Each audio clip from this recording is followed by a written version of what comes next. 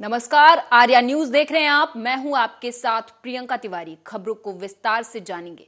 महाराष्ट्र से खबर है, बताते चले कि महाविकास अघाड़ी के विधायक आक्रामक हो गए और किसानों को न्याय दिलाने के लिए नारेबाजी करते हुए नजर आए। महाविकास अघाड़ी के विधायकों ने इस दौरान अब्दुल सत्तार के इस्तीफे की बात कही।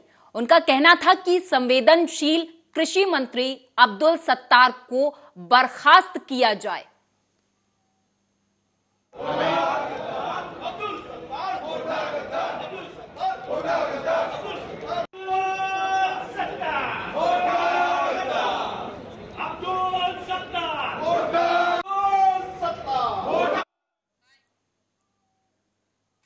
राजस्थान कांग्रेस प्रभारी सुखजिंदर सिंह रंधावा ने पीएम मोदी और पुलवामा हमले को लेकर एक सभा में विवादित बयान दिया। अब इसे लेकर बीजेपी आग बबूला हो गई। बीजेपी के तमाम नेताओं ने सुखजिंदर को आड़े हाथों लिया और उन पर देश और पीएम मोदी के अपमान का आरोप लगा दिया।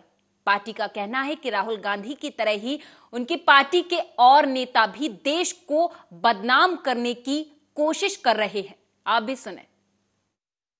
किसी टाइम अंग्रेज जब आए थे तो सबसे पहले east India company Punjab Hindustan में व्यापार करने के लिए आई थी। अडानी, ये मोदी ने अडानी जैसा आदमी ईस्ट इंडिया कंपनी बनाकर हिंदुस्तान में लेकर आया है। मैंने ये बात बताई है कि 200 साल उस ईस्ट इंडिया कंपनी ने पूरे हिंदुस्तान पर कब्जा कर लिया। अंग्रेजों का कब्जा हो गया, पूरा हिंदुस्तान कंगाल कर दिया। अब वही मोदी अडानी को ईस्ट इंडिया कंपनी बनाकर हिंदुस्तान में लेकर आया है और हिंदुस्तान का सत्यानाश करेगा। दोबारा हिंदुस्तान फिर गुलामी की तरफ बढ़ रहा है। हम पंजाब में रहते हैं, आपका बॉर्डर भी है राजस्थान का, गंगानगर, बीकानेर। हमें पता है कि पाकिस्तान क्या कर रहा है। चाइना देखिए क्या कर रहा है। कहते मोदी कहता है घुसकर मारेंगे, वो तो हर रोज ही आ रहे हैं। उनको कैसे करना है जो अडानी तय करता है, मोदी नहीं करता। मेरे सामने आप बैठे हो, स्टेज पर बैठे हैं। जब आजादी की लहर चली, किसी लीडर के दिलो दिमाग में कभी नहीं आया था कि मैंने जब देश आजाद होगा मंत्री बनूंगा, एमएलए बनूंगा। उनके दिमाग में था कि सबसे पहले अंग्रेजों को कैसे हिंदुस्तान से निकालना है। मेरे को अफसोस से कहना पड़ रहा है, मेरे पास जो भी आता है वो ये नहीं कहता कि हमने कांग्रेस को कैसे आगे लेकर जाना है। वो कहता मेरे को क्या बनाओगे। और भाई पहले कांग्रेस को बना लो। अगर कांग्रेस जिंदा है तो आप सभी जिंदा हो। मेरे को काम करने वाले चाहिए। मिस्टर रंधावा, आज आपने बयान देकर देश की शहादत का अपमान किया है, माननीय प्रधानमंत्री जी की पद की गरिमा को अपमानित किया है और पूरे देश को अपमानित किया है। ये शायद आपके देश के, आपकी पार्टी के नेता राहुल गांधी के विचारों से मेल खाता है। जिस तरीके की वो विदेशों में जाकर देश की छवि को बदनाम करने की कोशिश करते हैं, शायद ये कांग्रेस पार्टी की फितरत है। इस तरीके से बार बार शहादत का अपमान करना, देश का अपमान करना, देश के लोकतंत्र की मर्यादा का अपमान करना। मिस्टर रंधावा, शहादत कभी सियासत नहीं होती है और इसलिए ये न भूलना चाहिए कि इस देश की आजादी के लिए उन शहीदों ने सियासत नहीं की, अपना बलिदान देकर आजादी दिलवाई थी। इस देश के लोकतंत्र की रक्षा कोई करता है तो देश में, देश की सीमा के भीतर और सीमा के बाहर काम करने वाला वो तमाम सैनिक काम करते हैं जो देश की रक्षा करते हैं। इसलिए मुझे लगता है कि आज जो आपका बयान है ये कांग्रेस की उस चरित्र का चित्रण करता है जिसमें लगातार देश के खिलाफ, सेना के खिलाफ, शहादत के खिलाफ आपकी लगातार बयानबाजी इस बात को साबित करती है। मिस्टर रंधावा, आज आपने बयान देकर देश की शहादत का अपमान किया है, माननीय प्रधानमंत्री जी की पद की गरिमा को अपमानित किया है और पूरे देश को अपमान। SECAL विश्रामपुर क्षेत्र के गायत्री परियोजना में खड़े ट्रक में भीषण आग लग गई। ये घटना उस वक्त हुई जब ट्रक में कैबिन के अंदर ड्राइवर और क्लीनर खाना बना रहे थे। तभी स्टोव लीक होने की वजह से खड़े ट्रक में भीषण आग लग गई। गनीमत ये रही कि समय रहते ड्राइवर और क्लीनर ट्रक से कूदकर बाहर निकल गए थे।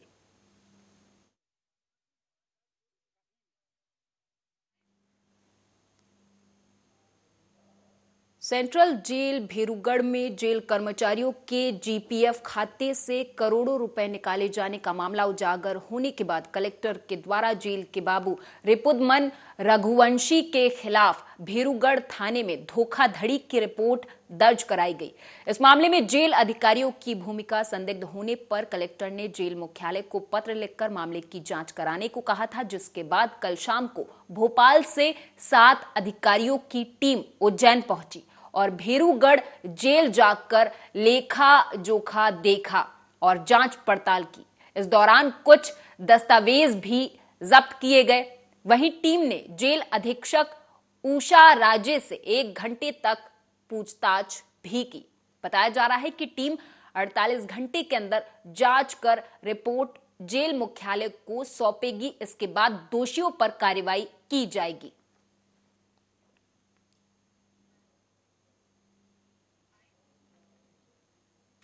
भोपाल गैस त्रासदी मामले में सुप्रीम कोर्ट से केंद्र को बड़ा झटका लगा है। 1984 की भोपाल गैस त्रासदी के लिए यूनियन कार्बाइड से और मुआवजे की मांग वाली उसकी याचिका आज खारिज कर दी गई। भोपाल गैस त्रासदी को दुनिया के भयावह इंडस्ट्रियल हादसों में गिना जाता है। यूनियन कार्बाइड कंपनी में गैस रिसाव के चलते 3000 से अधिक लोग मारे गए थे।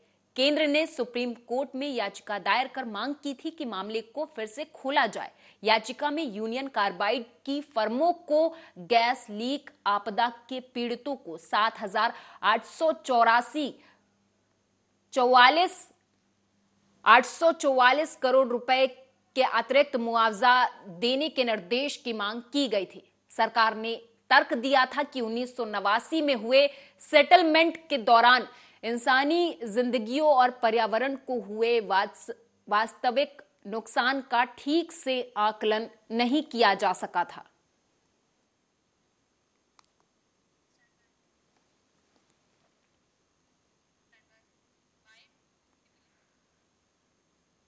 केंद्रीय मंत्री अनुराग ठाकुर ने दिल्ली में मीडिया से बात करते हुए कहा कि राहुल गांधी देश से बाहर जाकर देश को बदनाम करते हैं। राहुल को सदन में आकर देश से माफी मांगनी चाहिए। आप भी सुने।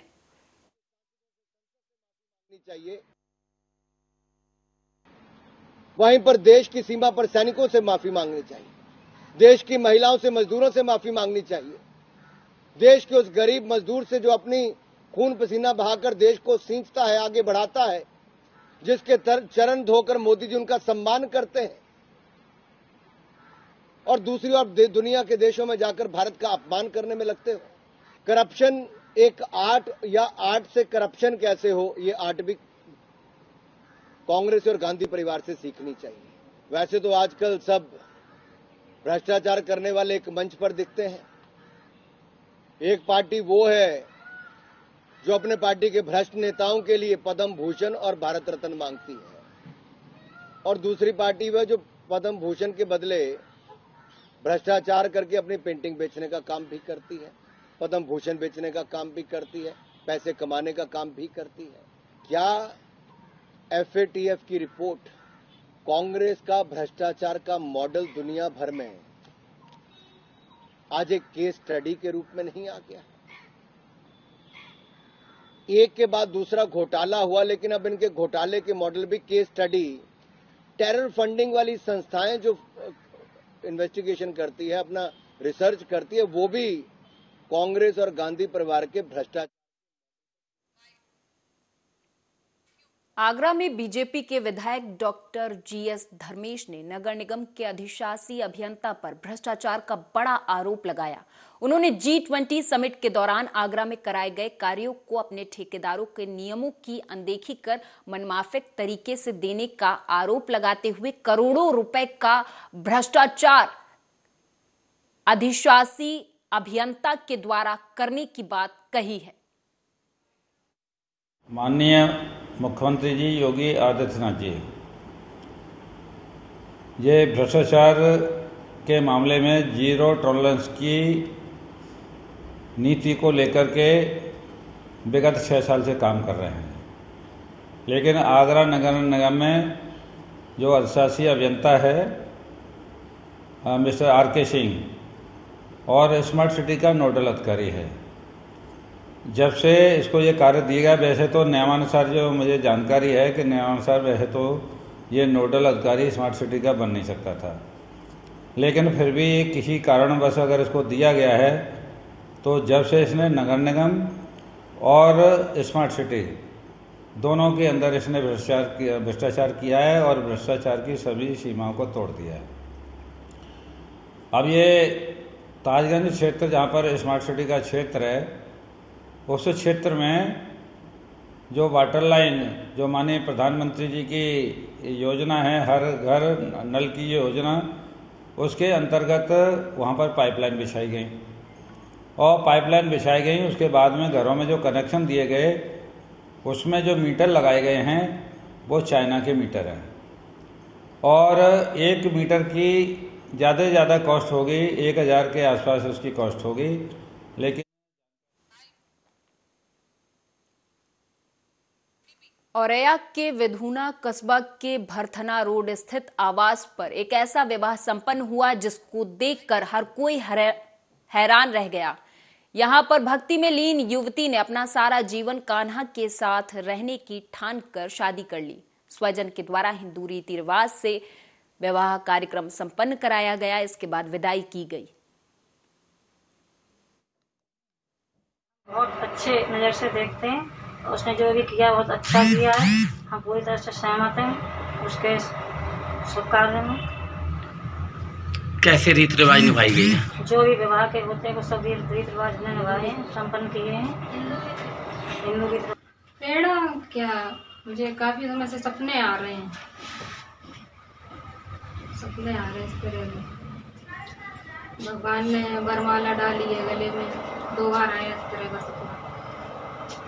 फिर उसके बाद आपने चार तरफ से दबाव बन रहा था शादी का, तो फिर ये विचार बना लिया। कौन बना रहा था दबाव? नहीं मतलब इनसे दबाव नहीं, वैसा शादी का दबाव बन रहा था। सुन में नीचे करा दिया जी। तो फिर हमने फिर इन्हीं से कर लिया। परिवार वाले आपके खुश हैं? इन्हीं से पूछ लीजिए। वो तो पूछ लेंगे, माता पिताजी हैं आपके। कब की आपने शादी? 11 मार्च। 11 मार्च को की थी। अब किस तरीके से आप भगवान कृष्ण की भक्ति में महसूस कर रहे हैं? बहुत अच्छा लग रहा है। इस पुनीत कार्य के लिए हम सभी लोग सहमत हैं। उसने बड़ा अच्छा निर्णय लिया है और शुरू से ही ईश्वर भक्ति में वो हमेशा रही है। सुबह शाम 1-1 घंटे अवधि ध्यान में रहती है। कृष्ण भगवान के प्रति ज़्यादा लगाव के कारण उसकी इच्छा हुई कि हम इन्हीं से विवाह करेंगे। अनेकों बार विवाह की बात की गई और उसने मना किया, नहीं हम केवल कृष्ण भगवान से ही विवाह करेंगे। उसके इस पुनीत विचार से हम लोग भी सहमत हैं और हमने वो पूरा कार्य संपन्न किया। किस तरीके से आपने रीति रिवाज निभाए? रीति रिवाज हिंदू परंपराओं के अनुसार हमने सभी रीति रिवाज निभाए। दहेज दिया, जेवर भी दिया, दोनों को वर के रूप में कृष्ण भगवान को। कन्नौज में दबंगों के हौसले बुलंद हैं। सदर कोतवाली के मकरंद नगर एसबीएस खेल मैदान के बार कोल्ड ड्रिंक को लेकर कहासुनी हो गई, जिसके बाद दबंगों ने कर्मचारियों को पीट दिया। इसका वीडियो अब सोशल मीडिया पर जमकर वायरल हो रहा है। कोल्ड ड्रिंक बांट रहे थे और केलम बांटते हुए उन्होंने आपस में गाली गलौज दी हमें और फिर हमारे मारपीट और क्या नाम है तो क्या नाम है बहुत उन्होंने मारा और फ़ोन भी क्या नाम है हमारे इधर उधर फेंक दिया, लैपटॉप हमारा चोरी हो गया और ठंडा वंडा हमारा सब चोरी करके ले गए सर। वो 2 फोन एप्पल पता नहीं सर कौन थे, हम नहीं जानते, यहीं के होंगे सर आस पड़ोस के हमारी सर। तो उनसे कोई मोल वो नहीं थी क्या नाम, उन्होंने ठंडे के ऊपर क्या नाम उन्होंने अपने आप ही। अगली खबर हमीरपुर से है, जहां मौदहा कोतवाली के कुनेहटा में 11,000 वोल्ट के लाइन की चपेट में आने से बच्चे को करंट लग गया। आनन फानन में बच्चे को परिजन अस्पताल लेकर पहुंचे और वहां पर उसका इलाज किया गया। हालांकि बिजली विभाग की बड़ी लापरवाही इसे माना जा रहा है। करंट की चपेट में ये बच्चा आ गया जिसे अस्पताल ले जाया गया।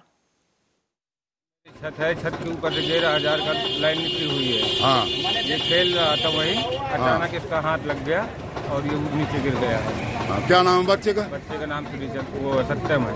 हाँ, आप उनके पिताजी? जी, मैं उनका। रेफर हो गए? यहाँ से मौदा से रेफर। अगली खबर रायबरेली से है, जहां बछरावा थाना क्षेत्र में जमीनी विवाद को लेकर 2 पक्षों में जमकर खूनी संघर्ष हो गया। इस मारपीट में 3 लोग गंभीर रूप से घायल हुए हैं, जिन्हें इलाज के लिए अस्पताल में भर्ती करा दिया गया है। कुमार शुक्ला से उम्र है उनकी 40 साल। ये CSC बछरावा से रेफर किए गए हैं। बाकी इनके सर में चोट आई है, बाकी बाएं हाथों में चोटें हैं, बाकी कई जगह शरीर में मल्टीपल चोटें हैं। बाकी इनके साथ जो अटेंडेंट है उनके पूछने में पता चला है कि मारपीट का केस है, मारपीट क्यों है तो जांच का विषय। बाकी उनको भर्ती कर दिया गया है, हेड इंजरी है। देश की आर्थिक राजधानी मुंबई में अब कबूतरों से सावधान होने की जरूरत है। कबूतरों से फैलने वाली गंदगी जानलेवा है। कबूतरों के मल और पंख से लोगों को गंभीर बीमारी का खतरा बन रहा है। मुंबई में अनगिनत कबूतर खाने हैं। धर्म पुण्य के लिए लोग कबूतरों को दाना देते हैं। कबूतरों के ज्यादा संपर्क में रहने से लंग्स, फंगस इन्फेक्शन, फेफड़ों की समस्या जैसे अन्य गंभीर बीमारी फैल रही है। You love pigeons or hate them, they do spread the diseases and infect humans. Pigeons actually cause the highest number of diseases in comparison to other bird species or even rats. Their droppings are the core cause of diseases. They carry dangerous pathogens like E. coli, ornithosis and listeria. They cause diseases like psittacosis and cryptococcus fungus. Nearly all the pigeons carry bird bites, which makes the human itch and scratch. Basically आपका जो मुद्दा है तो कबूतरों से किसी को कोई प्रॉब्लम नहीं है, लेकिन कबूतर से होने वाली न्यूसेंस की एक इश्यू है। और वो भी वो ज़्यादा क्वांटिटी में एक जगह जब जमा होते हैं तो उनकी जो गंदगी तैयार होती है या उनका जो पूप रहता है उससे जो बीमारियां या जो कुछ भी डॉक्टर्स जैसे फ़िलहाल बहुत सारे बता रहे हैं कि उससे इश्यूज हो सकते हैं, उसको लेके। तीसरी बात, कबूतर के ज़्यादा संपर्क में रहने से, प्रोलॉन्ग कंटिन्यूटी उसके टच में रहने से इश्यूज हो सकते हैं। इसीलिए जो भी बीच बीच में जैसे न्यूज़ आती है तो हम लोग भी सतर्क रहते हैं उस चीज़ को लेकर। और ख़ास करके दादर में एक डेजिग्नेटेड स्पॉट है जो बरसों से एक हेरिटेज स्पॉट भी माना जाता है, और वो हेरिटेज होने की वजह से उस डेजिग्नेटेड स्पॉट है कबूतर खाना। तो हम लोग वहाँ के ट्रस्ट के साथ और BMC अपनी एक कार्रवाई करती है, स्वच्छता रोज़ का उस पर 3 शिफ्ट में हम हमारी टीम भेजते हैं और वहाँ का परिसर स्वच्छ रखने के लिए। MP में इस साल होने वाले विधानसभा चुनाव से पहले सियासी दलों की हलचल तेज हो गई। बीजेपी कांग्रेस के बाद आम आदमी पार्टी भी प्रदेश में सक्रिय हो गई है। मध्य प्रदेश में जमीन तलाशने में लगी आम आदमी पार्टी अब पूरे प्रदेश पर अपनी नजरें जमाए बैठी है। दिल्ली के मुख्यमंत्री अरविंद केजरीवाल, पंजाब के मुख्यमंत्री भगवंत मान भोपाल में अपने शक्ति का परीक्षण करने की तैयारी में है। विधानसभा चुनाव से पहले आम आदमी पार्टी प्रदेश में अपनी ताकत को परखेगी। इसके लिए 14 मार्च यानी कि आज केजरीवाल और मान भोपाल के जंबूरी मैदान में बड़ी रैली करेंगे।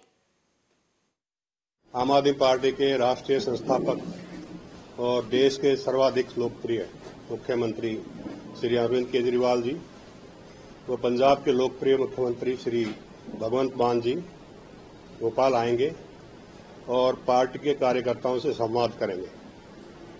हम उम्मीद करते हैं कि मध्य प्रदेश चुनाव के बारे में उस दिन माननीय केजरीवाल जी कुछ घोषणा करेंगे और पार्टी कार्यकर्ताओं को, सपोर्टर्स को आने वाले चुनाव के बारे में कुछ टिप्स देंगे।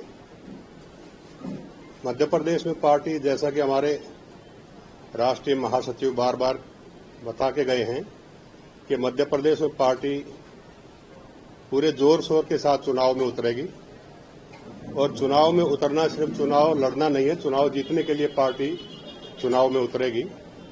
और जैसा रिस्पांस मध्य प्रदेश में पार्टी को मिल रहा है, उससे हमें पूरा विश्वास है कि पार्टी इस चुनाव में बहुत अच्छा प्रदर्शन करेगी और हम चुनाव में सबसे अव्वल पार्टी बनके।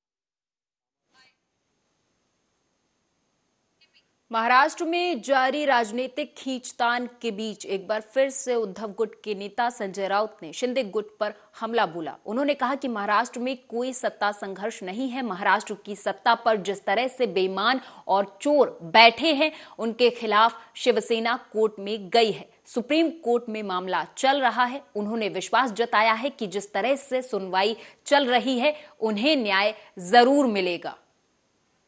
मला असं वाटतंय की सत्ता संघर्षासंदर्भातले हा सत्ता संघर्ष असं मानत नाही।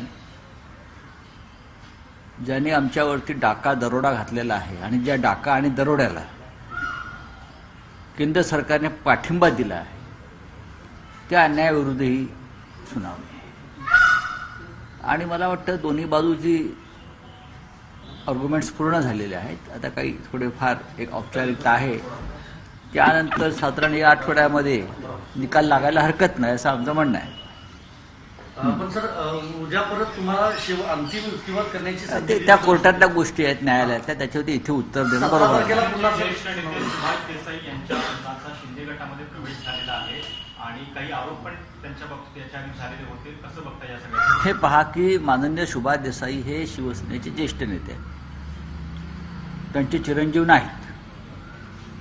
काल माननीय देसाईंनी आमच्या त्या संदर्भात एक सविस्तर निवेदन प्रसिद्ध केलेलं आहे की त्या मुलाचा शिवसेनेशी काही संबंध नाही, तो कधीही शिवसेनेमध्ये सक्रिय नव्हता।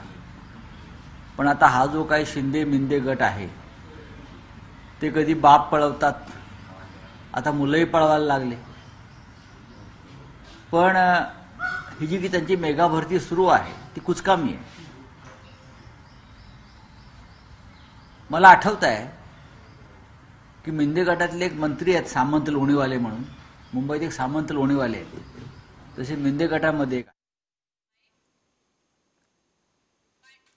और इसी के साथ इस बुलेटिन में मेरे साथ बस इतना ही। आप देखते रहें आर्या न्यूज।